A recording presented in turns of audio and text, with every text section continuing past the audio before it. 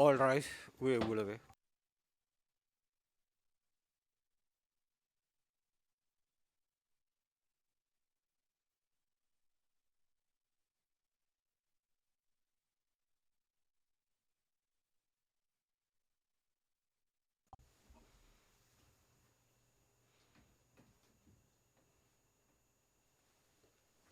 Please be seated.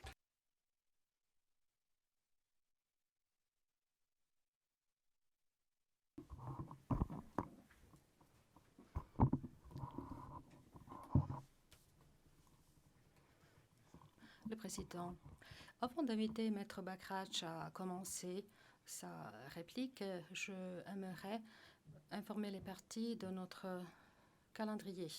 Après que Maître Bakrach aura fini sa réplique, le procureur aura 10 minutes et puis Maître Jordache et Maître Bakrach auront 2 minutes pour la duplique. Maître Bakrach, vous avez la parole. Maître Bakrach, merci, Monsieur le Président. Monsieur le Président, ce matin, nous avons entendu la réplique du procureur concernant les arguments présentés par la défense hier.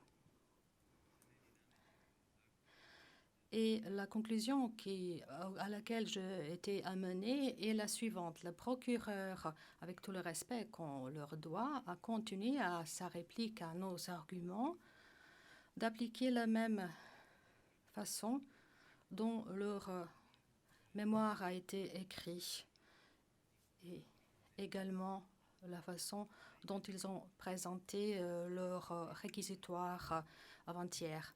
À la page 5 du compte-rendu d'audience d'aujourd'hui, le procureur a dit, pour contester les arguments de la défense concernant la cérémonie de remise de récompense à Kula, le procureur a dit, excusez-moi, c'est à la page 5, le procureur a dit que Simatovic était d'accord avec le fait que Milosevic était le participant clé, l'acteur clé de l'entreprise criminelle commune. Ce fait n'est absolument pas exact. Encore une fois, on tire du contexte ce qu'il a été dit et le procureur essaye de présenter cela d'une façon tout à fait différente. Regardez la page 71, messieurs le juge, du compte-rendu d'audience d'hier, où mon éminent confrère Maître Petrovic a dit que le seul contact entre Simatovic et Milosevic en tant qu'acteur clé de l'entreprise criminelle commune, comme cela est reproché à l'accusé, donc c'est comme nous avons dit dans notre mémoire en clôture, à chaque endroit où il était mentionné que les membres de l'entreprise criminelle commune ont été mentionnés d'après les allégations du procureur, nous avons mis les présumés participants à l'entreprise criminelle commune.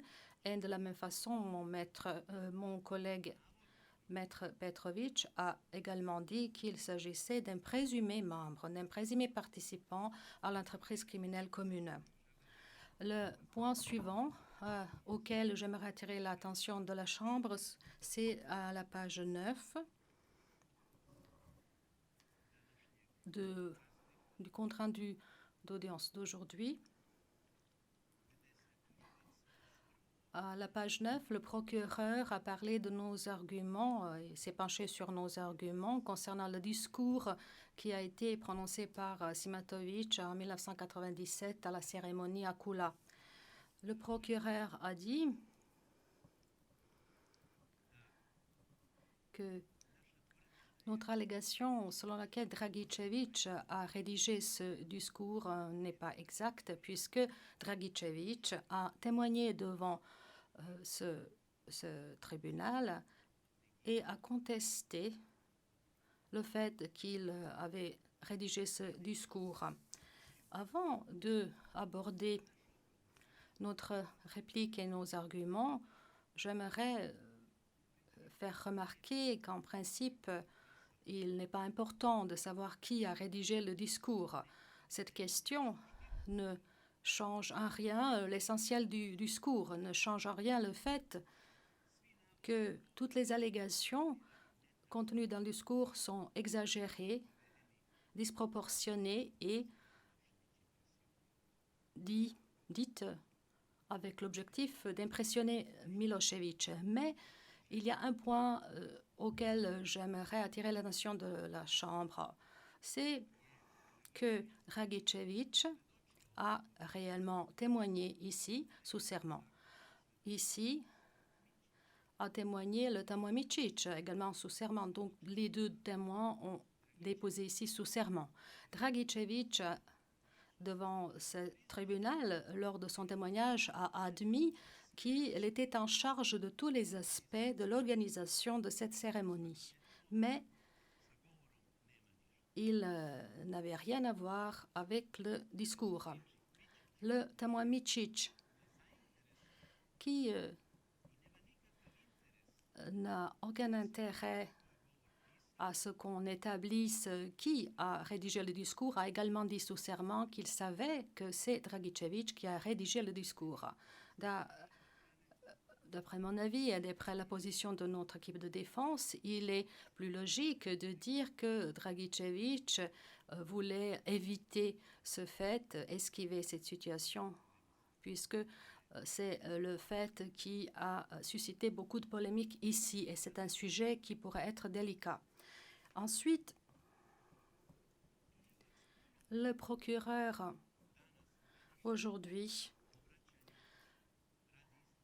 dans sa réplique, a donc tiré encore une fois du contexte un mot ou une phrase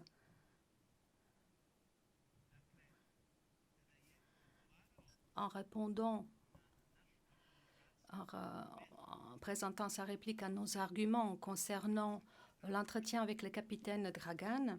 Le procureur a montré une partie de cet entretien. Dans cette partie, le capitaine Dragan dit, je cite, Simatović m'a dit que le chef voulait me voir à Belgrade. Fin de citation. Or, le capitaine Dragan n'a pas dit, Simatović m'a dit que mon chef ou que notre chef veut nous voir à Belgrade. Simatović a tout simplement dit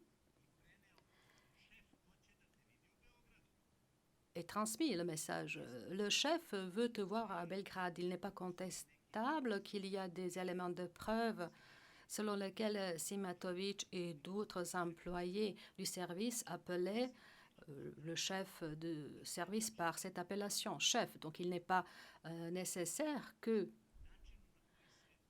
je parle de la façon dont on s'exprime en langue serbe. J'estime, même si je suis conscient que je ne connais pas suffisamment de connaissances linguistiques, j'estime que dans la langue anglaise, ce mot chef ne veut pas dire et ne peut pas être interprété au-delà de tout raisonnable qu'il s'agissait du chef du capitaine Dragan aussi. De la même façon, comme il a dit chef, cela aurait eu la même signification s'il avait dit c'est Stanisic qui veut te voir. Donc il ne faut pas que vous que vous considériez qu'il s'agit d'un élément de preuve concernant un lien, une proximité ou une subordination du capitaine Dragan par rapport à Jovica Stanisic et à Franco Simatović. À la page 10 du compte-rendu d'audience d'aujourd'hui,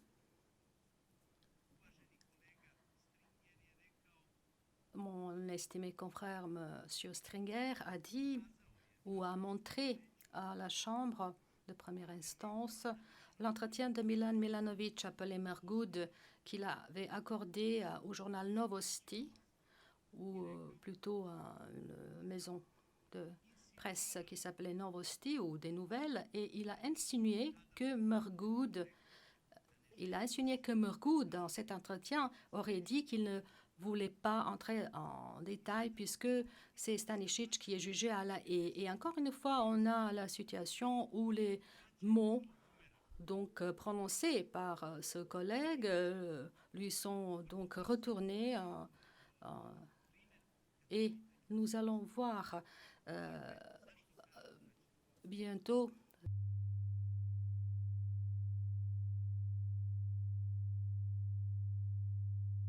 la question est la suivante. Et cette question pourrait être posée par qui que ce soit qui a un raisonnement logique. Pourquoi Stanisic? Et Monsieur le Président, je vois que j'ai commis peut-être une erreur, puisque hier, on a discuté encore une fois de ce témoin, donc je pense qu'il faudrait passer à huis clos partiel pour que cela soit expurgé du compte-rendu. Le Président, nous allons passer à huis clos partiel.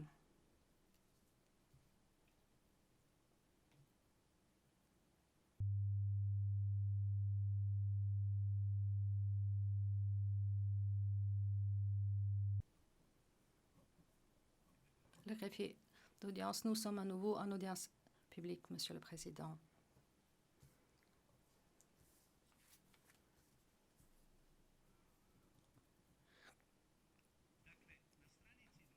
Maître Bakrach, à la page 12 du compte-rendu d'audience d'aujourd'hui, notre éminent confrère, Monsieur Stringer, nous a montré une diapositive en disant qu'il est évident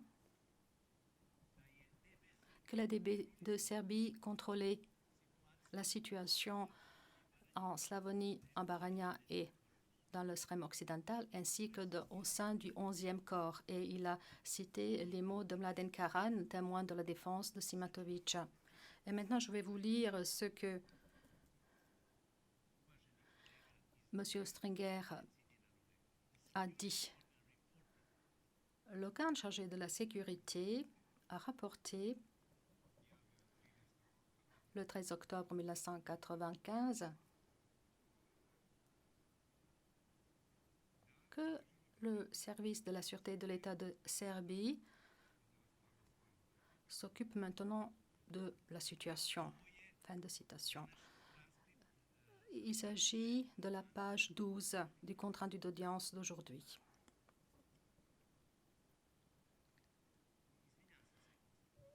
Accordez-moi quelques instants, s'il vous plaît.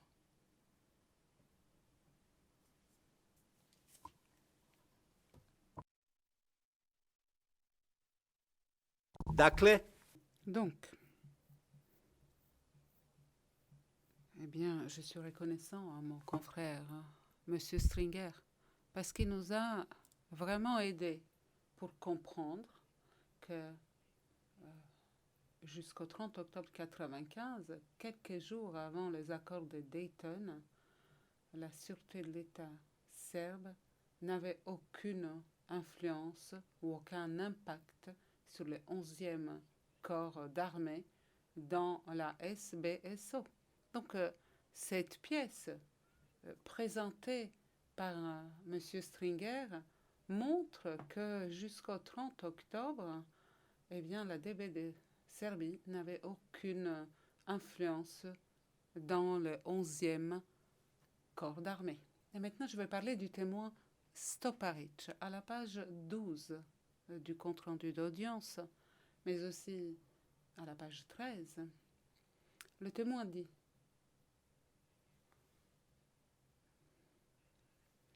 que l'ordre de déployer les scorpions à Trnovo et Treskavica est venu de Belgrade, alors que Lonchar n'était que sur papier celui qui avait donné l'ordre.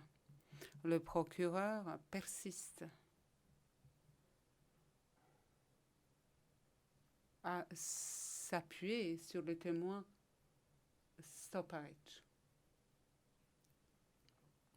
Il considère que sa déposition doit présenter la preuve cruciale de la responsabilité des accusés, en l'espèce.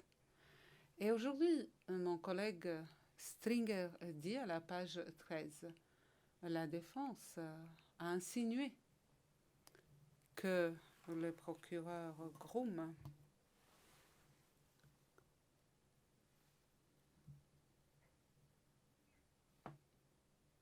avait joué de son influence pour influencer la déposition du témoin Stoparic, mais ne l'a pas contre-interrogé, a omis de le faire. Et nous allons revenir là-dessus. Donc, ce qui a été dit justement, cette déposition vient du contre-interrogatoire. Le témoin Stoparic a dit cela quand il a été contre-interrogé par M. Edwards. Et je vais vous expliquer pourquoi la défense n'a pas persisté dans ces questions dans le cadre du contre-interrogatoire. Donc, on va mettre cela à côté pour l'instant. Est-ce que le témoin Stoparic a été interrogé en détail sur ces questions dans le contre-interrogatoire? Voici quelle est la situation. Vous n'avez que deux situations possibles. La première,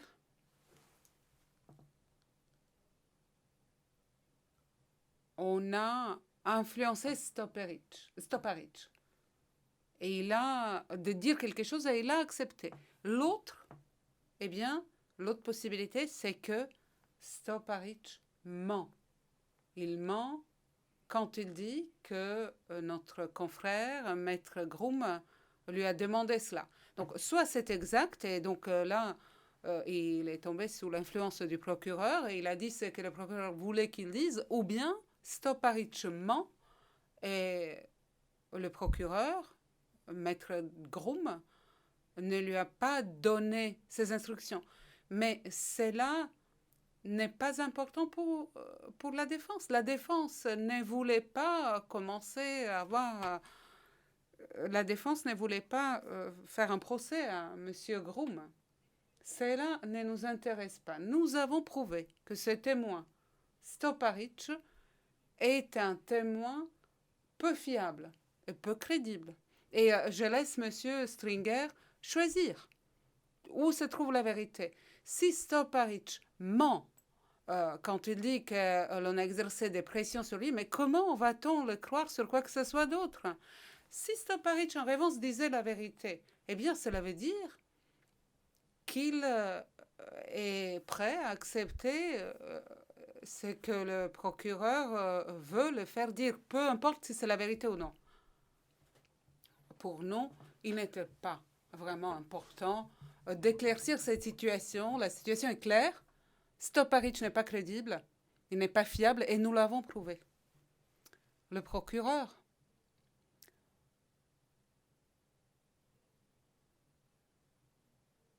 vu qu'il accuse les accusés des crimes extrêmement graves, devrait s'appuyer sur des preuves crédibles et sur des témoins crédibles.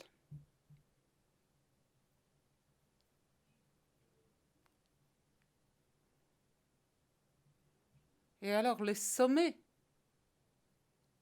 qui montrent le manque du sérieux, qui montrent que le procureur tend à accepter des dépositions et des preuves qui ne font aucun sens, eh bien, le procureur, à la page 15 du compte-rendu, lors de sa réplique, dit ce qu'a dit le témoin Nedeljko Orlić.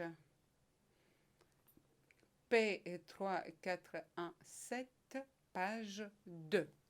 Le témoin Orlić a déposé pour dire qu'il est resté dans le camp d'entraînement pendant 3 mois, à Korenica donc.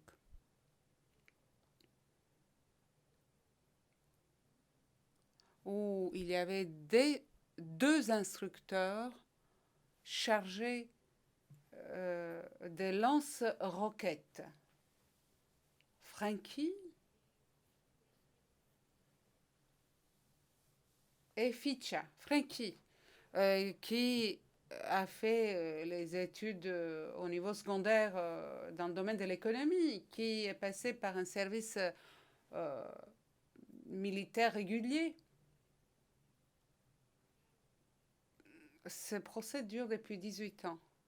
Et en l'espèce, il n'y a aucune preuve que Frankie ait une quelconque connaissance militaire, quelconque expertise. Eh bien, les procureurs, en sachant tout cela, acceptent cette déposition de témoin qui ne fait aucun sens. Qu'il a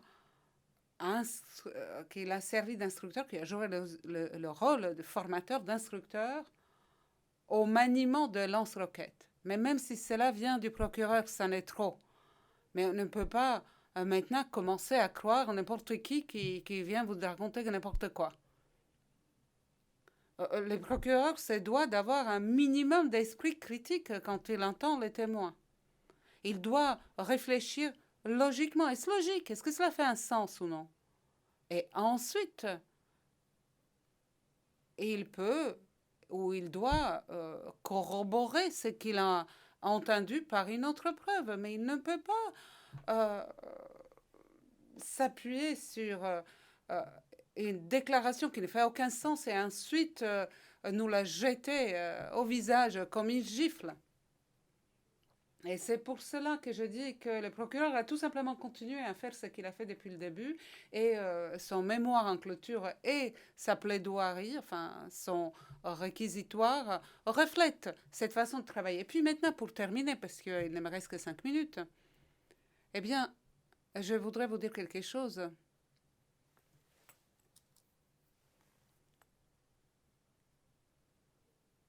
Au sujet de ce que dit le procureur,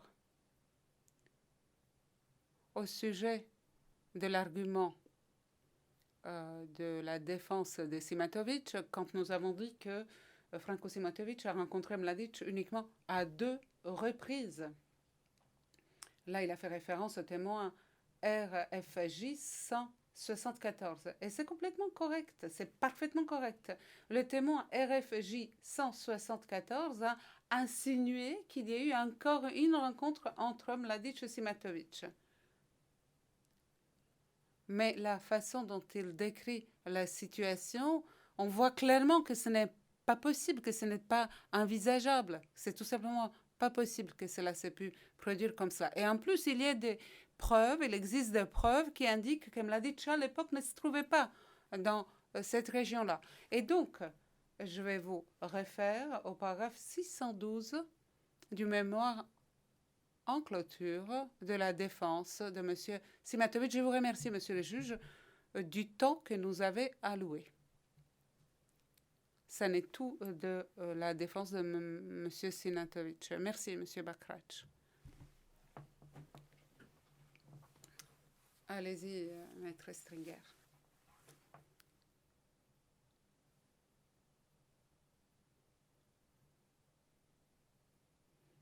Merci, Monsieur le Président.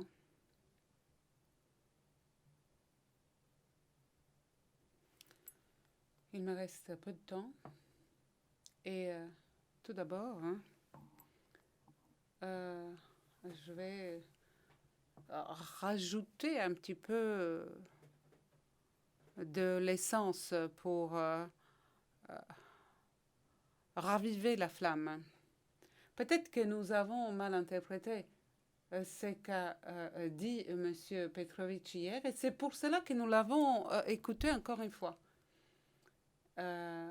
Et quand on regarde ce qu'il a dit, enfin ce qui figure au compte-rendu d'audience,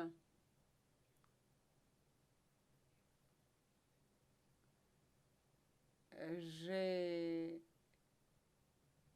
parle de la question de savoir si mon collègue accepte que Milosevic faisait partie de l'entreprise criminelle commune. Donc il y avait une erreur, je l'ai mal interprété. Maintenant, les choses sont claires. dans le compte-rendu d'audience. Maintenant, quelque chose concernant quelque chose que M. Jordache a dit aux pages 21 à 22 du compte-rendu d'audience.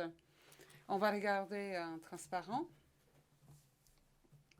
On a parlé de la déclaration d'une personne qui était membre de l'unité pendant une période assez courte, après l'avoir rejointe en 92. Mon confrère a dit que cette personne avait dit qu'il pensait qu'il était en train de rejoindre une vraie armée serbe nationaliste, et quand il a compris que cette unité qu'il avait rejointe n'était pas ce qu'il espérait, eh bien, qu'il a quitté cette unité. Et on voudrait vous demander de regarder la dernière page de cette pièce à conviction, la pièce 1D61, la page 20. Et ce n'est peut-être pas sur le transparent dont je vais vous donner la lecture de cela. Voici ce qu'il dit à la page 19. Mais je dois aussi dire que au bout de 2 ou 3 jours de mon séjour, j'ai demandé au commandant de la section, je lui ai posé une question, une seule question. Qu'est-ce qui va se passer avec nous si il y a quelque chose qui se produit le 9 mars. Monsieur le Président, les événements du 9 mars concernent les démonstrations contre Milosevic qui ont eu lieu le 9 mars 1992. Vous avez entendu les témoignages de monsieur Mile Bozanic, qui était témoin en l'espèce. Et voici ce qu'il dit par la suite dans la pièce 1D 61. Aujourd'hui, 1 mois plus tard, après ma question, nous nous trouvons dans la situation où on nous a demandé, on nous a posé une question.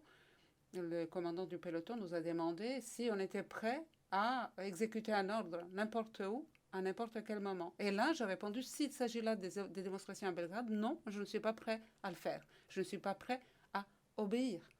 Et là, ils nous ont alignés. Ceux qui étaient prêts à obéir sont allés d'un côté, les autres de l'autre côté. Évidemment, je devais me mettre de l'autre côté, dans le groupe stigmatisé. Je me suis dit, bon, encore une division au sein des Serbes. Voici tout ce que j'ai à dire concernant mon arrivée, mon séjour et mon départ dans et de l'unité spéciale du MUP serbe. Et maintenant, je vais vous demander de regarder ce que dit M. Mile Bosnic, qui décrit la décision qui a été prise concernant la contribution aux forces de sécurité sur le terrain à cette époque-là. À la page 23 du compte-rendu d'audience d'aujourd'hui, Maître Jordache a dit que Bojovic et Riki, à un moment donné, ont disparu. Et il a fait référence à cet endroit à uniquement 2 membres de l'unité, d'après nos arguments. Puisque ces 2 personnes ont été déployées à Doboj, l'unité n'a pas été démantelée. L'unité a continué à agir et à opérer sous l'autorité continue des accusés. C'est ce qu'ils ont dit. Le Kosmanovic a été cité. On lui a présenté son propre rapport dans le procès devant le TPY et il a dit qu'il ne se souvenait pas du tout de cela. Il n'a pas reconnu ce rapport. Il a dit qu'il n'était pas impliqué dans des tâches opérationnelles, qu'il n'en savait rien. Et lorsque une version non expurgée du même rapport de D143 lui a été présentée, Kosmanovic a changé sa déposition et il a donc changé son témoignage dans l'intérêt des accusés. Il a dit qu'il se souvenait que Stanisic lui aurait ordonné de mener une enquête pour déterminer si les bérets rouges avaient été engagés aux activités criminelles à Ilok ou ont été associés avec la DB. avec le MUP de Serbie. C'est son témoignage du 24 septembre de 2019, pages 8 et 9. Et vu la nature unique de la situation où une enquête a été menée sur l'ordonnance personnelle de Stanisic et ce témoin a été cité en tant que son témoin, le témoin de Stanisic devant le TPY, le fait que Krsmanovic feignait ne se souvenir de rien par rapport à son rapport n'est pas crédible. La Chambre va se rappeler également que Krsmanovic a beaucoup menti après avoir prêté serment et qu'il a été condamné au procès concernant d'autres membres de l'unité pour l'assassinat du Premier ministre Zoran Djindjic. Et c'est ce qui figure dans le compte-rendu du 1er octobre 2019, pages 16 et 17, et également dans la pièce 1D 405, pages 7 et 8. Maintenant, je aborderai un autre sujet. Excusez-moi, en fait, j'ai omis un point. Est-ce qu'on peut maintenant afficher une diapositive? C'est de la pièce à conviction D 1168. Il s'agit du fonds du capitaine Dragan. Il s'agit d'une demande adressée à ce fonds et nous allons voir que dans ce document, Dobic a dit qu'il avait rejoint les rangs du MUP de Serbie en 1992 et il dit également que Raja Bojovic et Franki étaient des commandants de l'unité dans laquelle il a été intégré à Ozren. Monsieur le Président, Monsieur le Juge, je vais maintenant aborder les remarques de Maître Jordache concernant cela à la page du compte-rendu 27. Il a dit qu'en 1992 et 1993, les bérets rouges ont évité d'être engagés à des actions militaires pour se livrer à des pillages et que par rapport à cela, les bérets rouges, en fait, ne contribuaient pas à la réalisation de l'objectif criminel commun. Monsieur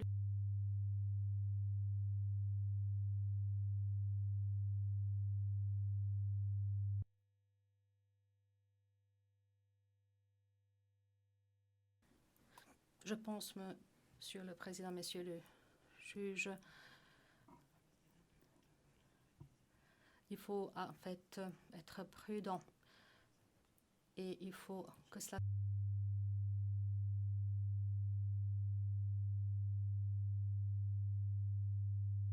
Monsieur le Président, nous pouvons revenir en audience publique. Le Président, nous allons revenir en audience publique. Le greffier d'audience, nous sommes à nouveau en audience publique, Monsieur le Président. Monsieur Stringer, je fais référence au compte-rendu d'audience d'aujourd'hui à la page 32 où le conseil de Monsieur Stanisic a dit, je cite, donc le rôle de Stanisic n'était pas de prendre part à la guerre. Fin de citation. Ensuite, il a dit, je cite, vous pouvez avoir des doutes concernant ces motifs plus tard, mais il n'y a aucun doute qu'à peu près en septembre 1991, il a essayé de persuader Babic de signer le plan de Vance. Fin de citation.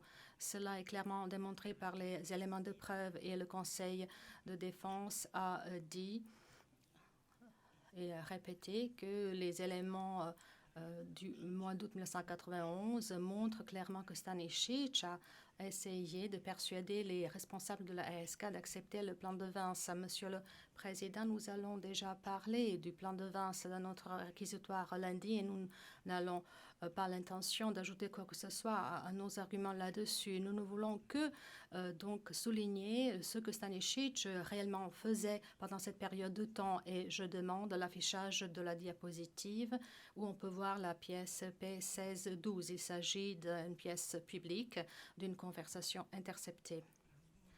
Et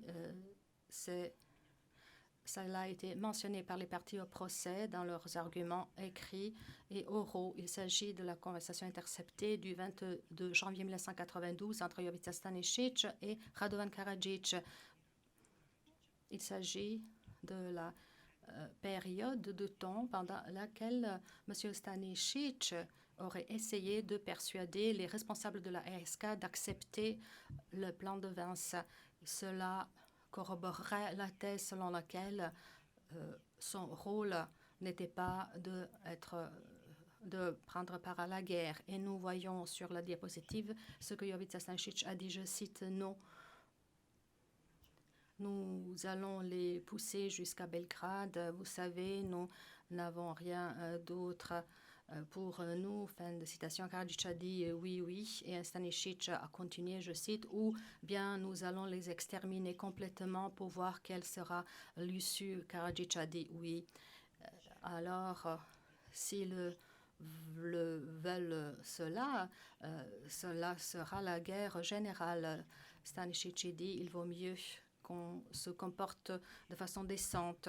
C'est une image tout à fait différente par rapport à l'image qui a été dépeinte par la défense concernant Jovica Stanisic ce matin.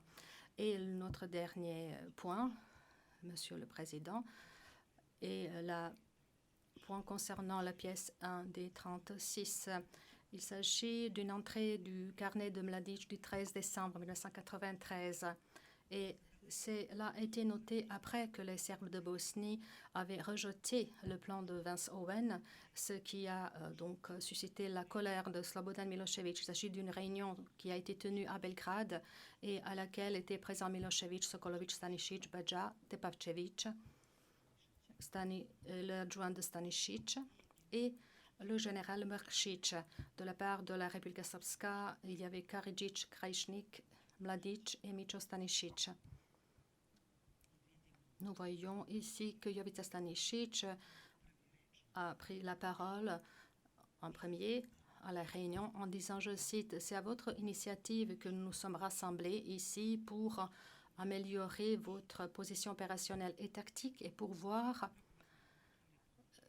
comment et pour considérer l'aide provenant de la Serbie. » Karadzic fait quelques remarques et ensuite il dit donc l'unification avec la Serbie est proche. Et ensuite, il parle des objectifs stratégiques devant toutes les personnes présentes. Donc, ces membres de l'entreprise criminelle commune n'ont pas modifié leur objectif commun dont on a parlé depuis le début de cette affaire, à savoir qu'il s'agissait du déplacement par la force et de façon violente des non-serbes, ce qui est traduit dans ces 6 objectifs stratégiques que Karadzic a présentés à ce groupe en 1993, longtemps après que les Serbes de Bosnie avaient rejeté le plan de Vance-Owen et que Milošević et Stanisic auraient rompu tous les liens avec eux. C'était notre duplique, Monsieur le Président. Merci, le Président. Je vois Maître Bakrač qui est debout. Maître Bakrač, je pense que le moment est propice pour que je dise que la défense de Simatovic donne généreusement à la défense de Stanisic. Mon collègue, maintenant est au courant de cela. Maître Jordache peut donc utiliser ces 2 minutes pour sa duplique. Maître Jordache, je vous remercie. Et jusqu'à la fin, le procureur a adopté la même approche. Nous parlons donc de l'utilisation du fait de procurer, nous parlons des liens, nous parlons de l'objectif criminel commun. Et qu'est-ce que nous pouvons entendre dans la réplique? Nous voyons que cet homme a quitté l'unité en gestation puisque cette unité n'était pas son intention n'était pas l'objectif criminel commun. Et ce que l'accusation a fait, elle a dit que cela a été utilisé pour les opérations antiterroristes en Serbie, mais l'utilisation donc inadéquate en Serbie pour ce qui est des manifestations. Nous disons que cette unité n'a pas été entraînée pour réaliser l'objectif criminel commun en Croatie ou en Bosnie. Donc, le procureur ignore cela. Pour ce qui est du rapport de Kecmanovic de D143, qu'est-ce que le procureur a dit par rapport au fait que Kecmanovic a dit dans son rapport que l'unité en gestation, en création, s'était démantelée, que leurs membres l'ont abandonnée après les opérations pour le corridor? Qu'est-ce qu'ils ont dit là-dessus? Rien. Mais ils ne peuvent pas donc avoir confiance à ce témoignage de Kecmanovic. Mais qu'est-ce que le rapport dit? Et c'est donc la fin de notre affaire. Donc, qu'est-ce que le procureur a fait par rapport à cette question? Rien. Le procureur a ignoré cette question. Et qu'est-ce que le procureur nous a dit? Nous disons que le groupe de Tsarnogaratz-Bachko a participé au pillage, n'a pas soutenu les opérations militaires. Comment le procureur réconcilie cela avec soi-disant grand plan de Stanisic de coopérer avec la VRS et d'envoyer Tsarnogaratz sur le terrain pour qu'il aide aux opérations militaires pour accomplir le nettoyage ethnique? Qu'est-ce que le procureur, qu'est-ce que l'accusation en dit? Bien, ces personnes n'étaient pas poursuivies au pénal pour des crimes commis par eux. Mais qu'est-ce qu'il en est du grand plan? Pourquoi le procureur n'en dit rien? Pourquoi il ne répond pas à nos questions? À chaque fois, le procureur contourne nos questions concernant ce point. Le procureur, donc, fait référence à une seule remarque dans toute cette affaire où Stanisic a parlé de l'extermination. Passez en revue, messieurs les juges, tout le dossier de l'affaire et vous allez voir que le seul commentaire de ce type est ce commentaire-là. Pendant toutes ces 5 années de nouveaux procès, c'est la seule remarque. Et si vous la placez dans le bon contexte, dans le contexte des tentatives de Stanisic de persuader les responsables de la RSK en Croatie d'accepter le plan de Vance, vous allez voir ce que cette remarque veut dire, en fait, à savoir que si vous aviez eu des difficultés avec ces politiciens en Croatie, vous vous sentiriez également bloqué. Et vous auriez dit il faut les faire venir à Belgrade pour peut-être avoir la fin de la guerre. Mais le procureur a tiré cela du contexte et c'est une tactique, c'est une stratégie pour donc faire préjudice aux accusés. La même chose pour ce qui est de 1D36, le carnet de Mladic. Toutes les entrées sont tirées du contexte. Par exemple, l'entrée du 13 décembre 1993, après que les Serbes de Bosnie ont rejeté le plan de Vance-Oven. Et si vous suivez les éléments de preuve, si vous regardez ce qui se passait, quelle était la frustration de la RFY, vous allez voir que il est tout à fait clair que la RFY aurait dû assister les Serbes de Bosnie au niveau humanitaire, mais la FRY n'a pas aidé. Si la RFY n'avait pas aidé les Serbes de Bosnie, ils se seraient effondrés. Donc, l'armement était une partie nécessaire, inévitable pour aider les Serbes de Bosnie. Qu'est-ce qu'ils auraient dû, qu'est-ce qu'ils auraient pu faire d'autre sur ce plan-là, de cette aide aux Serbes de Bosnie? Mais le procureur ne vous dira pas que lorsque Karadzic énumère les objectifs stratégiques, il ne vous dit pas que personne de LRFY n'a jamais été d'accord avec ces objectifs stratégiques. Dans beaucoup de références et sur milliers de pages où ils se sont donc prononcés sur d'autres sujets concernant Stanisic, ils n'ont jamais dit qu'il aurait dit nous sommes d'accord avec les objectifs stratégiques, déplaçons la frontière de la Drina, créons le corridor au nord. Ce que le procureur peut faire est de sélectionner des extraits pour les présenter aux témoins, mais ce n'est pas comme cela qu'il procède de façon juste et qu'il respecte la charge de la preuve. C'est comme ça qu'ils essayent de faire préjudice aux accusés et de donc empêcher la justice. Merci, Monsieur le Président. Cela nous a amené à la fin de l'audience. Je remercie les conseils pour avoir présenté de façon exhaustive et articulé leurs arguments oraux et pour leur professionnalisme. Je remercie également tous les autres employés, y compris Ram Doresheim, qui nous a beaucoup aidés pendant ce procès. Nous remercions les interprètes, les scénotypistes, les gardes, l'huissier, ainsi que d'autres membres du personnel du tribunal qui jouent un rôle important derrière le coulisses, parce que sans leur travail dévoué, nous n'aurions pas été en mesure de finir ce procès là où la pandémie a profondément affecté notre vie quotidienne. Donc la Chambre va délibérer maintenant et rendra son jugement en temps utile.